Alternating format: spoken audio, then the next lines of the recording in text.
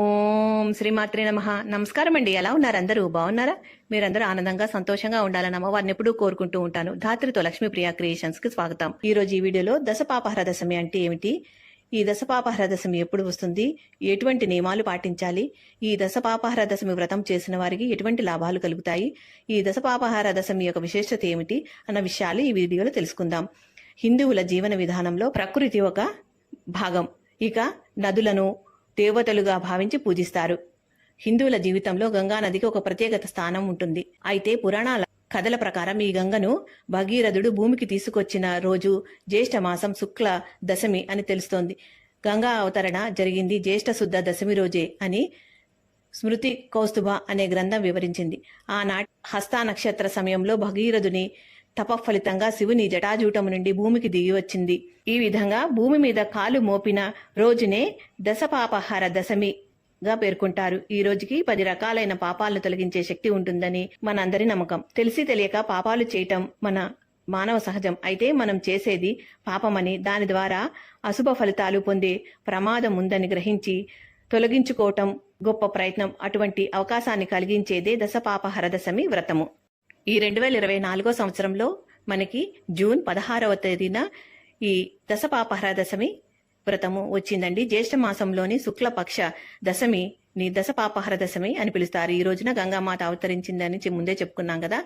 దీనిని ఉత్తరాదిన గంగా దశహర గంగోత్సవంగా పిలుస్తారు. గంగాదేవి ఆరాధనకు ప్రీతిపాత్రమైన రోజు. గంగాదేవి మత్స్యాన్ని గురించి స్కాంద పురాణంతో సహా పలు పురాణాలు, స్మృతి కౌస్తుభ, వ్రత నిర్ణయ కల్పవల్లి, వాల్మీకి రామాయణము, మహాభారతంలో గాంగేయుని వృత్తాంతంలో వర్ణించారు. వనవాసానికి వెళ్తూ సీతాదేవి గంగను పూజించి తిరిగి వచ్చాక అమ్మ గంగోత్సవము జరుపుకుంటానని మొక్కుకున్నట్లుగా రామాయణ గాథ ద్వారా మనకు తెలుస్తున్నది. జ్యేష్ఠమాసే సితే పక్షే దశమ్యాం బుధహస్తయో వ్యతిపాతే గరానందే కన్యాచంద్రే వృషే రవౌ దశయోగే మహాపుణ్యే గంధమాధవ పర్వతే సేతుబందే మహాదేవం లింగరూపధరం హరం రామో వై స్థాపయామాస శివలింగ మనుత్తమం. అంటే ఈరోజు గంగా స్నానము పూజ చేయటం వల్ల 10 విధాలైన పాపాల నుంచి విముక్తి లభిస్తుంది. అన్ని పాపాలు తెలిసి చేయరు, తెలియకుండా చేసేవి కూడా ఉంటాయి. అలాంటి వాటి నుంచి వచ్చే దుష్ప్రభావాలు అనుభవించకుండా ఉండాలంటే కొన్ని ఉపశమనాలు సూచించాయి మన పురాణాలు. అలాంటి అవకాశమే దశపాపహర దశమి వ్రతము. దశపాపాలు అంటే నిత్య జీవితంలో ఎప్పుడో ఒకప్పుడు ఈ 10 రకాల పాపాలు చేస్తారంట. అవి శారీరకంగా, వాచిక, మానసిక సంబంధాలు కలిగి ఉంటాయి. శరీరం ద్వారా చేసే పాపాలు అపాత్ర దానము, శాస్త్రము అంగీకరించని హింస, పరస్త్రీ లేదా పురుషుని వ్యామోహము. నోటి ద్వారా చేసే పాపాలు 4. పరుషంగా మాట్లాడటం, అసత్యం పలకటం, చాడీలు చెప్పటం, సమాజం వినలేని భాషను ఉపయోగించటం. మానసికంగా చేసే పాపాలు 3. పరద్రవ్యాన్ని తొలగించాలనే దుర్బుద్ధి, ఇతరులకు బాధ కలిగించే పనులు చేయటం, వ్యర్థమైన అహంకారాన్ని కలిగి ఉండటం. దశపాపహర దశమి రోజు గంగా స్నానం చేయటం వల్ల ఆ పాపాలన్నిటినీ గంగాదేవి హరిస్తుందని స్కాంద పురాణం చెప్పింది.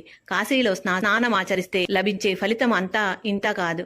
అంతా కాశీ వెళ్లలేరు కాబట్టి నది, బావి, చెరువులు, సముద్రము ఎక్కడైనా కానీ భక్తి శ్రద్ధలతో స్నానం ఆచరించాలి. మమ ఏత జన్మాంతర సమూభూత దశవిధ పాపక్షయ ద్వారా శ్రీ పరమేశ్వర ప్రీత్యర్థం దశహర మహాపర్వ నిమిత్తం స్నానం మహం కరిష్యే అని సంకల్పం చెప్పుకుని స్నానం చెయ్యాలి.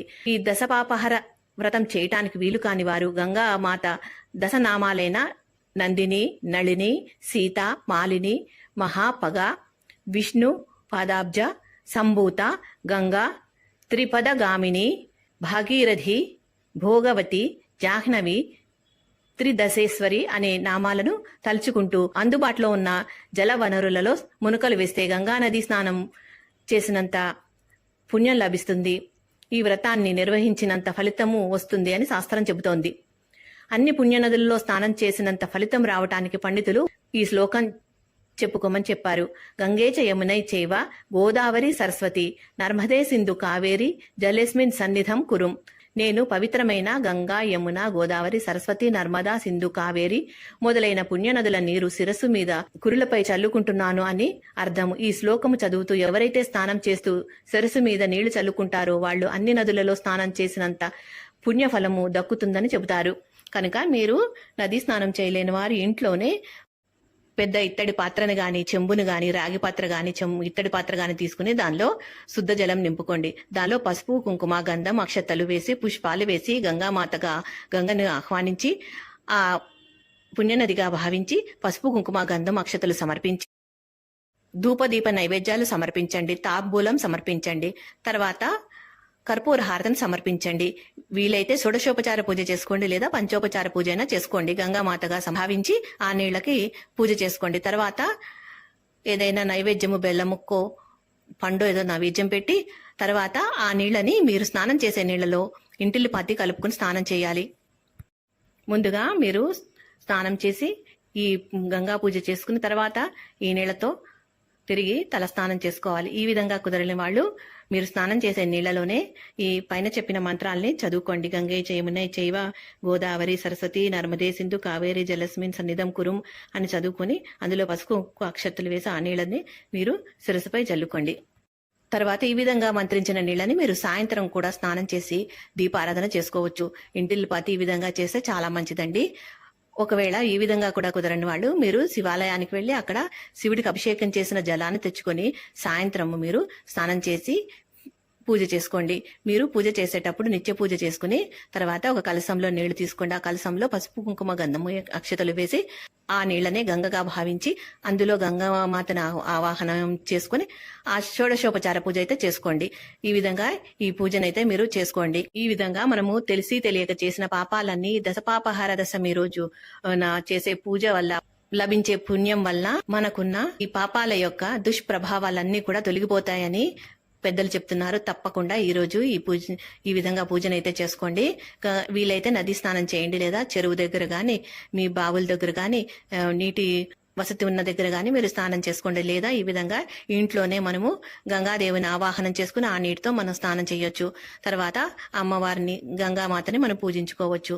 ఈ విధంగా ఈ రోజు ఈ పూజ చేసినందువల్ల మనకున్న సకల పాపాలు, తెలిసి తెలియక చేసిన పాపాలు అన్ని కూడా తొలగిపోతాయని ఈ వ్రత విధానం తెలియజేస్తుందండి. తప్పకుండా ఈ విధంగా చేసుకోండి. ఈ రోజు ప్రతి మానవుడు తను చేసిన పాపాలన్నీ హరింపజేసుకోవాలంటే ఈ దశపాపహార దశమి రోజు ఒకటేనండి పరిహారము. తప్పకుండా ఈ రోజు మీరు ఆ గంగామాతని స్మరించండి, అలాగే పూజ చేసుకోండి. వీలైతే శివాలయానికి వెళ్ళి అక్కడ శివుణ్ణి దర్శించుకోండి. ఈ వీడియో మీకు నచ్చింది అనుకుంటాను. ఎంతో కొంత ఉపయోగపడితే మీ బంధుమిత్రులకు షేర్ చేయండి. కొత్తగా చూస్తున్న వాళ్ళు తప్పకుండా సబ్స్క్రైబ్ చేసుకోండి. అప్పుడే నేను చేసే వీడియోలు మీకు నోటిఫికేషన్ రూపంలో వస్తాయి. మా వీడియోలు మీరు మిస్ కాకుండా చూడగలుగుతారు. ఈ వీడియో కనుక నచ్చితే లైక్ చేయండి, షేర్ చేయండి, సబ్స్క్రైబ్ చేసుకోండి. మరో మంచి వీడియోతో మళ్ళీ కలుస్తాను. నమస్కారం, ఉంటానండి.